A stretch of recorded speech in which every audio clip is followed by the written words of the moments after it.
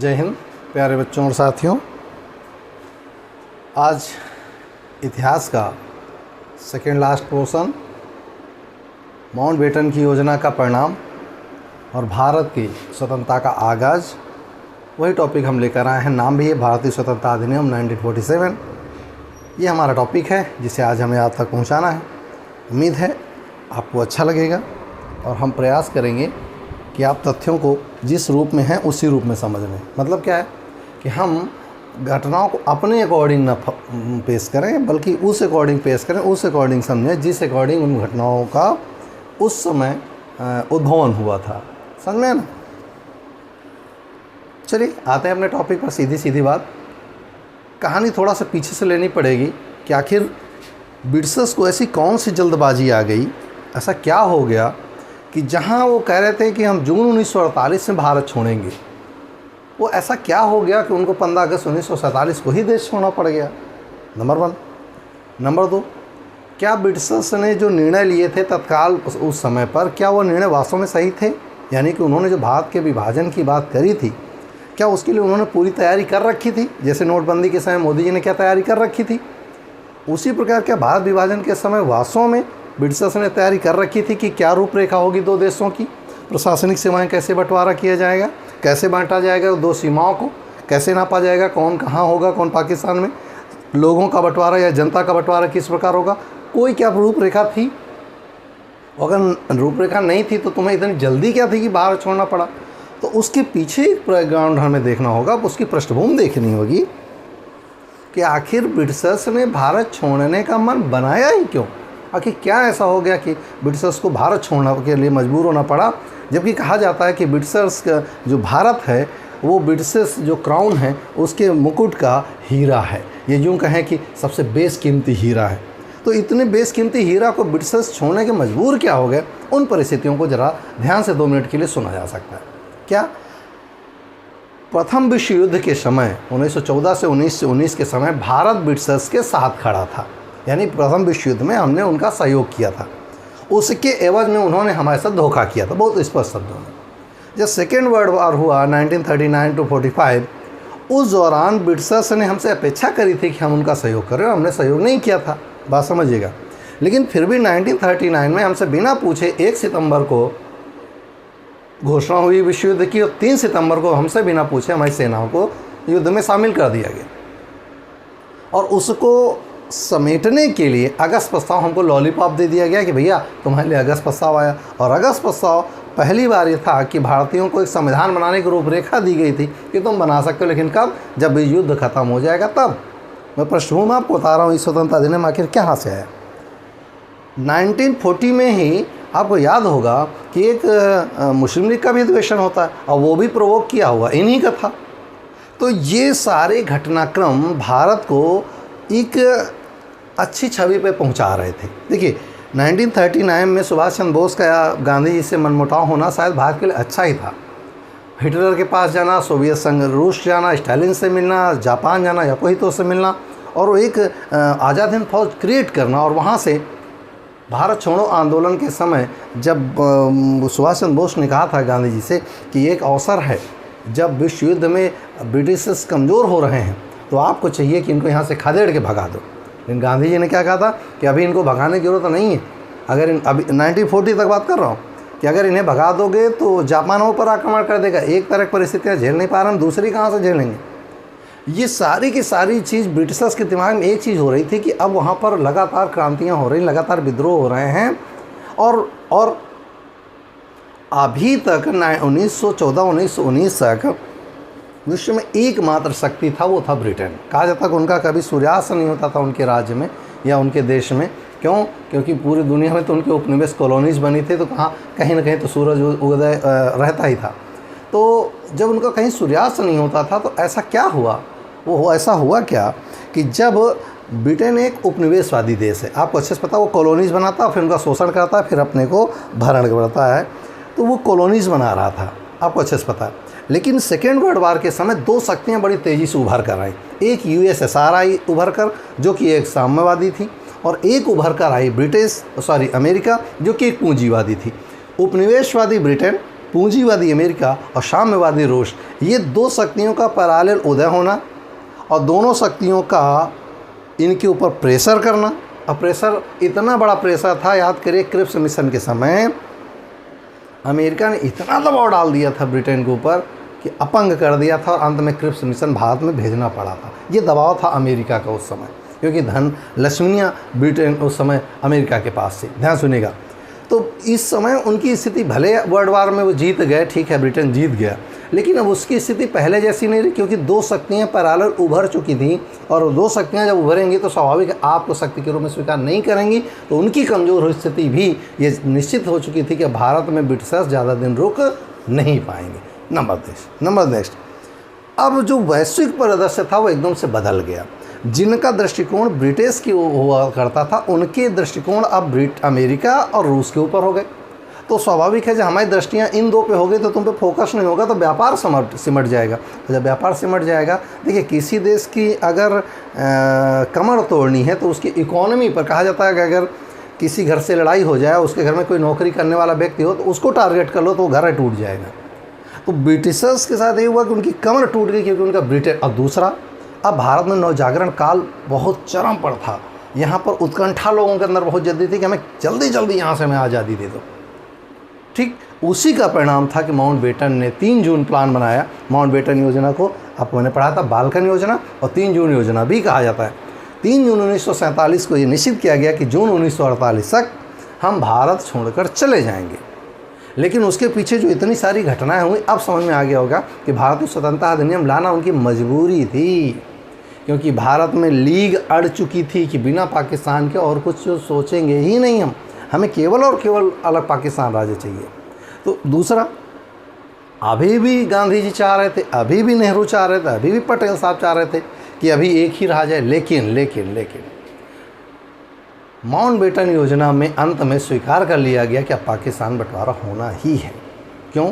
Lady Mountbatten ने गांधी जी को नेहरू जी से मिलकर समझाया और अंत में नेहरू जी, गांधी जी भी मान गए कि अब भारत का बंटवारा हो जाना चाहिए। और उसी बंटवारे की रूपरेखा बनाने के लिए इटली के पास गया था। इसे इटली का घोषणा पत्र कहते हैं।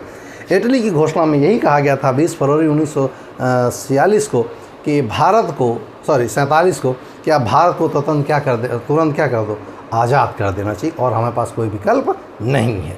और भारत आता है 3 जून 1947 को, कौन? माउंटबेटन। तुरंत फरवरी 1947 में होता है इटली की घोषणा, तुरंत आता है माउंटबेटन और भारत में बंटवारे की रूपरेखा तय कर देता है।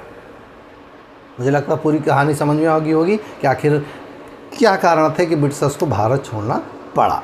तो ये मुख्य कारण थे। अब चलते हैं फैक्ट्स थी और जो परीक्षाओं के लिए महत्वपूर्ण होते हैं। सबसे पहले 3 जून योजना के आधार पर 18 जुलाई 1947 को विधेयक पास होता है और इस विधेयक के पास होने के बाद ही भारत में विभाजन की रूपरेखा का दृष्टिकोण तैयार किया जाता है। और इस स्वतंत्रता अधिनियम के समय ब्रिटिश की स्थिति क्या थी, मैं आपको अभी पढ़ा चुका हूँ। अब बात करते हैं अधिनियम के प्रमुख बिंदु क्या थे। ध्यान से सुनिएगा। पहला बिंदु था कि भारत को 2 अधिराज्यों में बांट दिया जाएगा। 2 अधिराज्यों में मीन्स पाकिस्तान और भारत के रूप में 2 डोमिनियन स्टेटस बनाए जाएंगे। अब ध्यान से सुनिए, 1928 में नेहरू रिपोर्ट में पहली बार डोमिनियन स्टेटस की मांग की थी। क्रिप्स मिशन ने उस डोमिनियन स्टेटस को पूर्ण किया और आज भारत डोमिनियन स्टेटस बन गया, अधिराज्य बन गया। यहाँ अधिराज्य मैंने आपको 2 तरह से पढ़ाया। क्या कहा था कि अगर, ध्यान से सुनिएगा, अगर सत्ता प्लस संप्रभुता किसी एक देश के पास है, कोई भी कंट्री है, ये दोनों चीज़ उसके पास हैं, तो यह देश स्वतंत्र होगा। ध्यान से सुनिएगा। अगर किसी देश की सत्ता और प्लस संप्रभुता में सत्ता किसके पास हो, ब्रिटेन के पास हो, और या यूँ कह लें कि कंट्री के पास हो और संप्रभुता ब्रिटेन के पास हो, तो इसे हम क्या कहेंगे? इसे उपनिवेश कहेंगे। क्या कहेंगे? उपनिवेश कहेंगे। और तीसरी कंडीशन क्या है कि सत्ता प्लस संप्रभुता दोनों ही चीज़ किसके हों, ये दोनों ही ब्रिटेन के हों, तो इन देशों को हम गुलाम देश कहते हैं। तो देखो भैया, अभी तक तो सत्ता संप्रभुता ब्रिटेन के पास ही है, तो हम तो गुलाम थे। लेकिन और सत्ता संप्रभुता ब्रिटेन के पास थी तो वो भी स्वतंत्र राष्ट्र था। लेकिन हम अब होने जा रहे हैं सत्ता प्लस संप्रभुता यानी उपनिवेश हम बनने जा रहे हैं। यानी कि सही शब्दों में कहा जाए कि हम अब अथॉरिटी हमारे पास आ जाएगी लेकिन सॉवरेनिटी उन्हीं के पास रहेगी, यानी संचालन वही करेंगे। तो उन्होंने कहा कि भारत 2 अधिराज्यों में बढ़ जाएगा और तब तक ये डोमिनियन स्टेटस बना रहेगा जब तक कि भारत में चुनाव होकर संविधान निर्माण नहीं हो जाता, तब तक ये डोमिनियन स्टेटस के रूप में भारत में वो जो वायसराय है उसका पद समाप्त किया जाएगा और गवर्नर जनरल एक नया पद बनाया जाएगा। और जब तक ये अपना संविधान नहीं बना लेते भारत में गवर्नर जनरल प्रशासन चलाएगा। बात समझिएगा। तो हमने क्या कहा, 2 अधिराज्य बनेंगे डोमिनियन स्टेटस, एक इंडिया बनेगा दूसरा पाकिस्तान बनेगा। अच्छा एक चीज़ यहाँ समझ लीजिए, इंडिया जो बनेगा इसमें कौन कौन शामिल होंगे, तो मेरी बात समझ लीजिए। इस इंडिया में ब्रिटिश इंडिया वाले राज्य भी शामिल होंगे, नंबर 2 जो देसी रियासतें इसमें मिलना चाहे वो इसमें मिल जाएंगी, और तीसरा अगर चाहें तो स्वतंत्र राष्ट्र भी अपने आप को स्वतंत्र घोषित कर सकते हैं। ये प्रावधान इसमें किया गया कि इंडिया में कौन शामिल होगा। यही स्थिति किसके साथ थी, पाकिस्तान के साथ भी थी कि उसके साथ वो चाहे तो ब्रिटिश इंडिया के हिस्से के राज्यों को ले ले, या देसी रियासतें जो चाहे पाकिस्तान के साथ मिल जाएं, या फिर स्वतंत्र चाहें तो देसी रियासतें घोषित कर सकती। तो पहला हुआ कि 2 डोमिनियन स्टेटस बनेंगे। और मैंने आपसे कहा था कि माउंटबेटन योजना में डोमिनियन स्टेटस हमने स्वयं मांगा था, उन्होंने हमको दिया नहीं था। डोमिनियन स्टेटस हमारी मांग थी कि हमें कम से कम तब तक आप स्वतंत्र ना करें या हमें ना छोड़ें या हमारे ऊपर से ना हटें जब तक हम अपना संविधान बनाकर अपने आप के ऊपर लागू ना कर लें। अब यहाँ थोड़ी 1 मिनट रुकिएगा और सुन लीजिएगा। आखिर भारत को ऐसा क्या विडंबना आ गई थी या ऐसी कौन सी मजबूरी आ गई थी कि हमें खुद डोमिनियन स्टेटस के लिए कहना पड़ा। तो उसके लिए एक चीज़ समझ लीजिए, अभी हमारे पास भले हम निर्वाचन में अंतरिम सरकार गठित कर लिए हों, हमारा अपना संविधान निर्माण की प्रक्रिया पूरी हो गई हो, लेकिन जो वास्तविक अभी हमारे ऊपर शासन है वो अभी भी ब्रिटिश का ही है।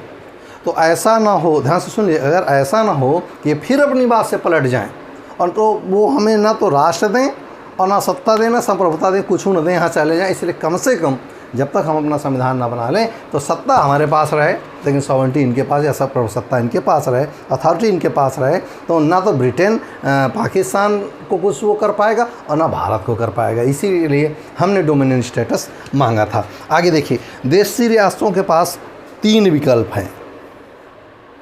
देशी रियासतें जब भारत आज़ाद हुआ था तो 565 देशी रियासतें थीं। ये 565 देशी रियासतों के साथ माउंटबेटन ने गेम खेल लिया और क्या कहा, और मैं इसे बहुत गंदा मानता हूँ माउंटबेटन की, इसीलिए मनबाटन कहा था मैंने। माउंटबेटन गेम क्या खेला कि देशी रियासतों को अन्ना छोड़ दिया, जैसे आपके गाय छूटी होती है ना अन्ना, इनको अन्ना छोड़ दिया। क्या कहा, देशी रियासतें चाहे तो भारत के साथ मिल जाएं, देशी रियासतें चाहें तो पाकिस्तान के साथ मिल जाएं, या देशी रियासतें चाहें तो अपने आप को स्वतंत्र घोषित कर सकते हैं। मैप में देखिए ज़रा क्या बनेगा, कैसा बनेगा हमारा। मिटा रहा हूँ, स्क्रीनशॉट ले लो जल्दी से। हाँ ज़रा देखो क्या स्थिति बनेगी जो माउंटबेटन के दिमाग की उपज थी। क्या इस उपज थी, ज़रा देखिएगा कि अगर हम इंडिया का मैप ऐसे डिनोटेशन करें, ध्यान से देखिएगा, और इतने उस समय राज्य थे, यानी कि 11 ब्रिटिश इंडिया के राज्य थे और 565 देशी रियासतें थीं। अगर इन सब को जोड़ दिया जाए, 11 इसमें और जोड़ लो, 5 1 6 6 1 7 576, तो इसमें उपमहाद्वीप इंडिया कॉन्टिनेंट में 576 देश होते। कौन देशी रियासत चाहेगा कि उसके ऊपर भारत का शासन हो? कौन चाहेगा कि उसके ऊपर कोई दूसरा शासन करे? हर रजवाड़ा ही चाहेगा कि वो स्वतंत्र हो जाए। और यही कारण था कि भारत में उभरते हुए राज्यों ने आने से इनकार किया था। ये तो सूझबूझ के ये पटेल साहब कि उन्होंने देशी रियासतों को सबको मिला लिया था ABCDE राज्यों के रूप में। ये बहुत बड़ी बात थी पटेल साहब के लिए, इसी उन्हें लौह पुरुष कहा गया। इतने पाकिस्तान बना देते भारत में, इतने पाकिस्तान बन जाते माउंटबेटन के अकॉर्डिंग कि भारत में शायद यूरोप में कुल 27 थे, हमारे पास कम से कम 576 देश होते इस छोटे से कॉन्टिनेंट में। इतने प्रोवोकेशन के बाद 3 राज्य, देखिए फिर भी एक चीज़ समझ लीजिए, इतना होने के बाद कि पटेल जी ने बहुत प्रयास किया, फिर भी देखिए एक हैदराबाद, दूसरी आपको अच्छा पता है जूनागढ़, और तीसरी जम्मू एंड कश्मीर। इन तीनों रियासतों में अंत में आप याद करिए, इन्होंने फिर अंत में भारत में विलय से इनकार कर दिया था।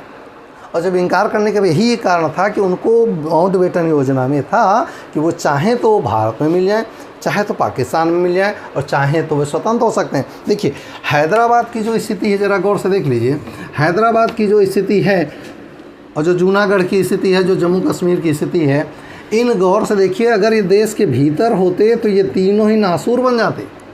जम्मू कश्मीर दोनों की बॉर्डर लाइन पे था, ये नासूर आज भी बना हुआ है, तो ये नासूर हो जाते, भारत का नरक हो जाता। किस तरह इनको मिलाएं हम आपको आगे पढ़ाएंगे, जब देसी रियासतों का बिल है तब आप देखेंगे कि उनको मिलाने के लिए क्या क्या नहीं करना पड़ा जवाहरलाल नेहरू को और पटेल साहब को। तो इस प्रकार माउंटबेटन ने क्या कहा कि देसी रियासतें इन तीनों को रट लीजिए। अब जम्मू कश्मीर तो विलय हो चुका, सब काम ख़त्म, इनको भी अच्छे समझ लीजिए कि यही वो थे। आज भी हैदराबाद में भारत विरोधी गतिविधियां संचालित होती हैं, और उसके वो कहा क्या करते हैं कि हमने माउंटबेटन से कहा था कि हम स्वतंत्र रहेंगे, लेकिन इन लोगों ने ज़बरदस्ती हमको मिला लिया, जबकि हम मिलना नहीं चाहते, हम पाकिस्तान को अपना हितैषी मानते हैं। अंदाज़ा लगे अगर ये हितैषी मानते तो पाकिस्तान यहाँ पाकिस्तान, एक बंगाल वाला पाकिस्तान, इस प्रकार 3 जगह भारत के अंदर पाकिस्तान होते। तो उन्होंने जो माउंटबेटन ने एक गलत आचरण किया वो ये था कि स्वतंत्र देशी रियासतों को स्वतंत्र छोड़ा, जो कि उचित नहीं था। तीसरा देखिए, अब वायसराय का पद समाप्त हो जाएगा, क्योंकि वायसराय जो लॉर्ड बेवेल था जब वहाँ जाता है और अपनी घोषणा करता है तो माउंटबेटन को उसकी जगह पर भेजा जाता है और वायसराय का पद अब समाप्त कर दिया जाता है और एक नया पद बनाया जाता है जिसे कहते हैं गवर्नर जनरल। और भारत का पहला गवर्नर जनरल कौन बनता है? लॉर्ड माउंटबेटन, क्योंकि पहली बार वायसराय गवर्नर जनरल, याद कर कलकत्ता अधिवेशन में गवर्नर जनरल का नाम वायसराय किया गया था 73 में, और आज क्या कर दिया गया, फिर से वायसराय का पद समाप्त करके गवर्नर जनरल होगा। और गवर्नर जनरल पाकिस्तान का भी होगा, भारत का भी होगा, तब तक वो गवर्नर जनरल बना रहेगा जब तक भारतीय अपना स्वयं का संविधान बनाकर अपने ऊपर लागू नहीं कर लेते। आगे बात समझ में? तो अब वायसराय का पद समाप्त हो जाएगा। भारत स्वतंत्रता अधिनियम 1947 में वायसराय समाप्त, तो गवर्नर जनरल नाम का एक नया पद आएगा और तब तक गवर्नर जनरल बना रहेगा जब तक वो दोनों देश अपने लिए संविधान बनाकर लागू नहीं कर लेते। ठीक, आगे देखते हैं। जब तक संविधान निर्माण ना हो तब तक भारत चलेगा कैसे? ध्यान से सुनिएगा, प्रश्न पूछा गया था कि ब्रिटिशर्स जो हैं वो 15 अगस्त 1947 को भारत को स्वतंत्र कर देते हैं। भारत को स्वतंत्र करने के बाद 26 जनवरी 1950 को भारत का संविधान लागू होता। तो इन 2.5 वर्षों का जो समय, 2 वर्ष 11 माह 18 दिन का, भारत का संचालन किस अधिनियम से हो रहा था? तो ध्यान रखिएगा, भारत शासन अधिनियम 1935 से। और हम आपसे वैसे भी कहते कि लगभग 50% के आसपास, वैसे तो 35% है, 50% के आसपास आज का जो संविधान है हमारा, उसमें 50% तो भारत शासन अधिनियम 1935 ही है। तो कहा गया कि जब तक अपना संविधान ही नहीं बना लेते तब तक भारत का रेगुलेटिंग एक्ट 1935 के आधार पर प्रशासन चलाया जाएगा। और एक चीज़ यहाँ समझ लीजिए, एक बार स्थिति पूछा था मेंस में कि 15 अगस्त 1947 के बाद 26 जनवरी 1950 को हमारा संविधान लागू होता। इस दौरान भारत की स्थिति क्या रही, यानी वो किस तरह का देश था? स्वतंत्र देश था, उपनिवेश था, गुलाम था, किस या औपनिवेशिक था? तो आपका जवाब होगा कि इस दौरान हम डोमिनियन स्टेटस से, अधिराज्य थे, यानी कि सत्ता तो हमारे पास थी लेकिन संप्रभुता अभी भी ब्रिटेन के पास थी। तो ध्यान रखिएगा, 15 अगस्त 1947 से 26 जनवरी 1950 तक भारत की स्थिति डोमिनियन स्टेटस की थी। समझ में आ गया ना? आगे देखते हैं। जब तक संविधान निर्माण ना हो तब तक प्रशासन 1935 के एक्ट से ही लागू होगा। पेपर में खूब आया है। और ध्यान रखिएगा, ब्रिटिश सम्राट का पद आज के बाद समाप्त माना जाएगा। अब ये क्या है? ब्रिटिश सम्राट, याद करिए, इलाहाबाद अधिवेशन में कहा गया था कि अब भारत में जो मुग़ल बादशाह हैं उनकी बादशाहत समाप्त, अब भारत में ब्रिटिश सम्राट का शासन होगा। तो किसी भी कार्य के लिए, चाहे आप जितने भारत में जैसे जितने दरबार हुए, चाहे दिल्ली दरबार हो प्रथम हो, चाहे दिल्ली दरबार द्वितीय हो, या जब भी कोई ब्रिटिश सम्राट भारत आया तो वहाँ पर एक स्टेटमेंट लिखा जाता था, ब्रिटिश सम्राट के अधीन भारत।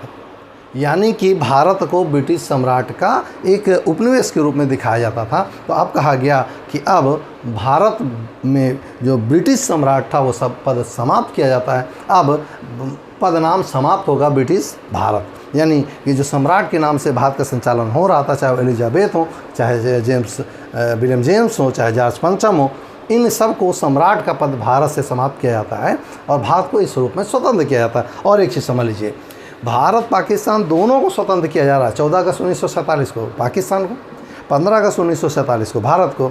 और याद करिए कि हमने क्रिप्स मिशन में आपको पढ़ाया था कि कहा था कि अगस्त 100 में भी उनका लॉलीपॉप था कि भारत चाहे तो राष्ट्रमंडल में शामिल रहे और चाहे तो इनसे अलग हो सकता है। सुनिएगा, राष्ट्रमंडल किसे कहते हैं? कॉमनवेल्थ कौन से देश होते हैं? ये वे देश हैं जिनमें कभी न कभी ब्रिटेन का आधिपत्य रहा हो, या यूँ कहें कि कभी न कभी ये देश उपनिवेश रहे होंगे किसके? ब्रिटेन के। उन्हीं को कहा जाता है क्या? उनको कहा जाता है ऐसे राज्य जो राष्ट्रमंडल हैं। तो राष्ट्रमंडल आपसे पूछे कौन से होते हैं? जो कभी न कभी कॉलोनीज रही हो ब्रिटेन की, या कभी न कभी उपनिवेश रही हो ब्रिटेन की, तो वो चाहे तो भारत पाकिस्तान राष्ट्रमंडल का सदस्य रहें और चाहे तो वो स्वतंत्र हो सकते हैं।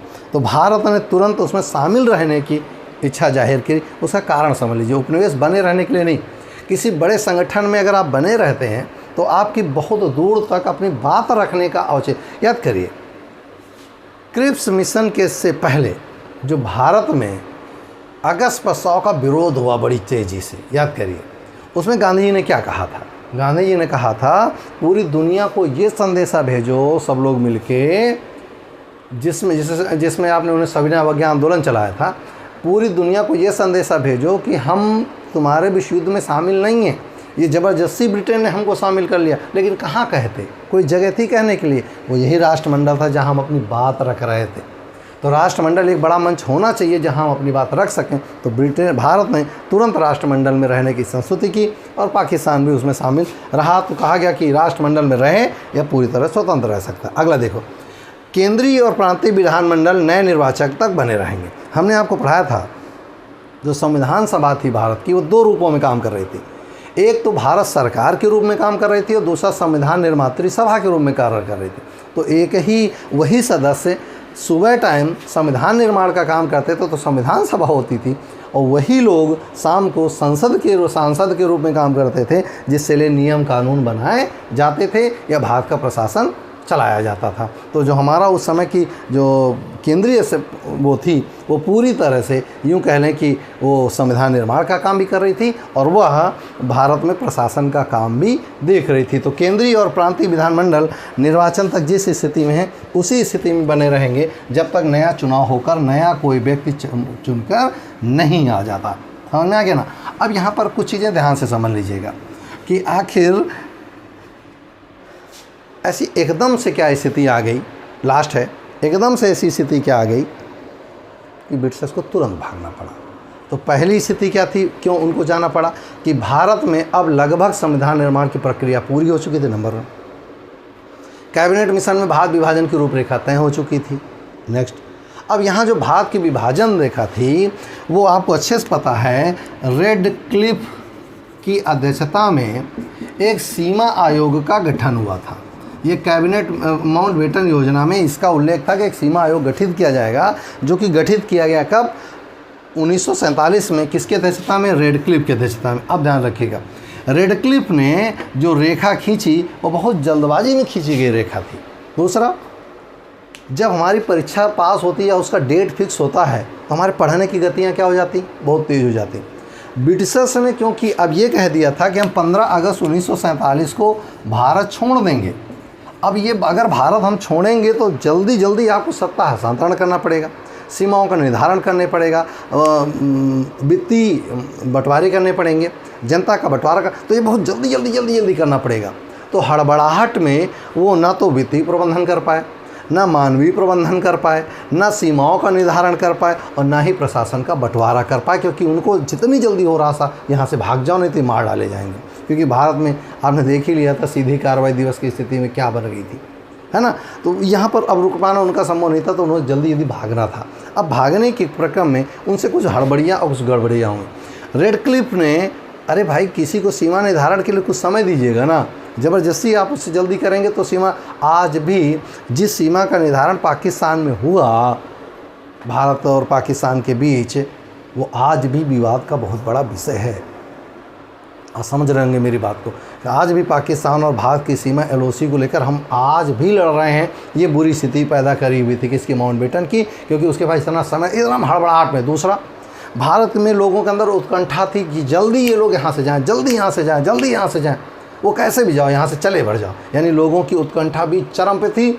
उधर इनके पास समय भी नहीं था। और तीसरा, भारत में आक्रोश अब तेज़ी से और बढ़ रहा था, तो मजबूरी थी यहाँ से जितनी जल्दी हो गए भाग सको, और उसके लिए बुलाए थे भारत शासन स्वतंत्रता अधिनियम 1947। तो ना तो सीमा रेखा का निर्धारण सही से हो पाया, पहला इनका बुराई थी, या यूँ कहें कि ये हमारे लिए एक बीज बोके। दूसरा, हैदराबाद, जूनागढ़, जम्मू कश्मीर के लिए कोई निकाय या बॉडी नहीं बना कर गए कि ये कैसे भारत में मिलेंगी, और नहीं मिलेंगी तो उनका स्वरूप क्या होगा। नेक्स्ट, वित्तीय लेन देन की स्थिति आपने बहुत बुरी कर दी, पता नहीं चला हम कितना पैसा दिए और कितना पैसा हम लिया। जो लोगों का हस्तांतरण था कि मुस्लिम वहाँ रहेंगे पाकिस्तान में और भारतीय हिंदू रहेंगे भारत में, ये भी आप डिसाइड करने में सक्षम नहीं रहे। तो कुल मिलाकर यूँ कहें कि इनकी जल्दबाजी में किए गए निर्णय, देखिए कहीं हमने सुना था, कहीं पढ़ा था कि फिरोज शाह तुगलक बुरा नहीं था, उसकी योजनाएं बहुत अच्छी थी। वो चाहे खुरासान विजय हो, चाहे सांकेतिक मुद्रा हो, चाहे वो राजधानी परिवर्तन हो, वो जितनी भी योजनाएं बनाई थी, योजनाएं बहुत अच्छी, लेकिन उनका क्रियान्वयन अच्छा नहीं हो पाया। तो ब्रिटिशर्स ने योजना तो बहुत अच्छी बनाई थी कि हम जून 1948 में भारत छोड़ेंगे, लेकिन उनका क्रियान्वयन कर पाना संभव नहीं था, क्योंकि भारत की स्थितियाँ अब 1914 वाली नहीं थी। अब भारत की स्थितियाँ एकदम से बदल चुकी थी। और दूसरा, ब्रिटेन की स्थिति भी बदल चुकी थी। 1914 वाला ब्रिटेन भी नहीं था, अब घुटने के बल बैठा हुआ ब्रिटेन था, जो झूठे चिल्ला रहा था मैं बहुत अमीर हूँ, बहुत अमीर हूँ, तुम एकदम भिखारी हो चुके थे, तुम्हें मजबूरी थी हमको छोड़ो। ठीक है, तो ये कुछ बेसिक्स रीज़न थे जिसके कारण भारत में एक अराजकता का माहौल छोड़कर चले गए। लेकिन लास्ट में हम एक चीज़ कह सकते हैं कि ठीक है, जैसी स्थितियाँ थी हम स्वतंत्र तो कर गए, कम से कम हम उनके उन जुल्म से, उनके सितम से, उनकी यातनाओं से ऊब गए थे। बेहतर था वो चले गए। हाँ, वल्लभ भाई पटेल साहब का स्टेटमेंट याद होगा कि हम तो एक अखंड पान चाह रहे थे, लेकिन इन ब्रिटिशर्स ने और लीग ने मिलकर हमें कटा फटा पान ही दे दिया। मतलब समझ गए कि ये अगर लीग न चाहती तो हम एक अखंड भारत प्राप्त कर लेते, और माउंटबेटन की अगर खोपड़ी नहीं होती तो शायद हम एक कटा फटा नहीं, एक बहुत स्वस्थ और अच्छा देश पाते। ठीक है, एनीवे वो जा रहे हैं, यही बहुत बड़ी बात है। का भरोसा फिर से रुक जाते, कुंडली मार लेते। तो भारत स्वतंत्रता अधिनियम 1947 अपने उद्देश्यों में सफल रहा, और माउंटबेटन अपनी योजना में भी काफ़ी मात्रा में सफल हो जाता है। तो ये था भारत स्वतंत्रता अधिनियम 1947। ये लास्ट टॉपिक था। इसके बाद हम आपको आज़ाद करेंगे। अगला होगा भारतीय स्वतंत्रता का प्रारूप, और वो टॉपिक हमारा बहुत अच्छा होगा, बहुत ही अच्छा होगा, क्योंकि अंतिम दिन है। उसके बाद हम एक 5-7 मिनट का एक वीडियो आपको प्रोवाइड करेंगे, जो भावनात्मक संदेश होगा आपके लिए और इस देश के लिए। तो ये था हमारा भारतीय स्वतंत्रता अधिनियम 1947, उसका रूपरेखा, उसका प्रस्तावना, उसका मेंस के पॉइंट ऑफ व्यू से, इंटर व्यू के पॉइंट ऑफ व्यू से, और उसका पूरा ऐतिहासिक पृष्ठभूमि हमने आप तक पहुंचा दी। तो ये था आज का हमारा टॉपिक। मिलते हैं नेक्स्ट वीडियो में नई उम्मीद के साथ, नए जोश के साथ। आज फिलहाल इतना ही। जय हिंद।